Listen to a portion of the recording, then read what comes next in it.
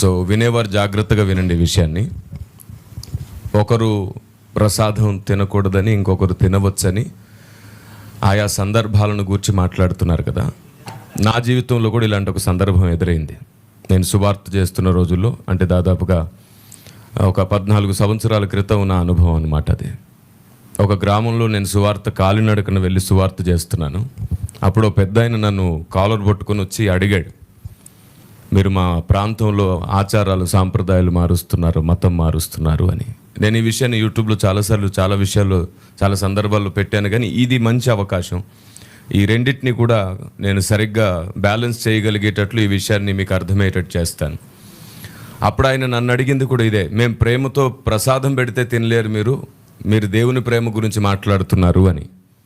ఆశ్చర్యరీతిగా అప్పుడు నేను ఆయనకి ఇచ్చిన జవాబు ఏమిటంటే, మీ మతంలోనే అయ్యప్ప మాల, భవానీ మాల, శివమాలలు వేసుకునేవారు ఉన్నారు కదా, వారిని మీ ఇంటికో మీ గుడికో తీసుకెళ్ళి మీరు ప్రేమగా ఏదైనా చేసి పెడితే, ఒక నాటుకోడిని కోసి ప్రేమగా వడ్డిస్తే తింటారా అని అడిగాను వారిని.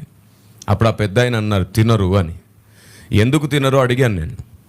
అప్పుడు ఆయన అన్నాడు, నిష్టలో ఉన్నవారు, దీక్షలో ఉన్నవారు తినకూడనివి కొన్ని ఉంటాయి అని.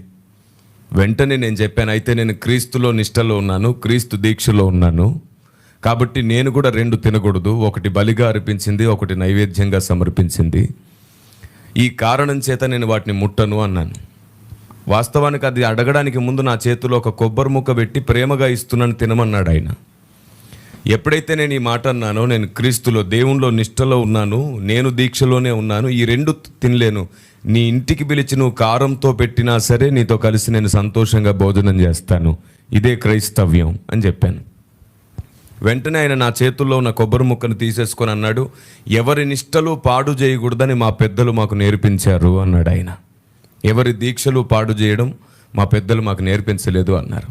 వెంటనే ఆయన నా చేతిలో ఉన్న కొబ్బరి ముక్క తీసుకోవడం మాత్రమే కాకుండా, ఆ సమయం 3:30 అవుతుంది, ఇంటికి తీసుకొని వెళ్ళి వారింటిలోనే నాకు ప్రేమగా భోజనం వండి పెట్టాడు. సువార్తకు వచ్చాను, ఆకలితో ఉన్నానని చెప్పి.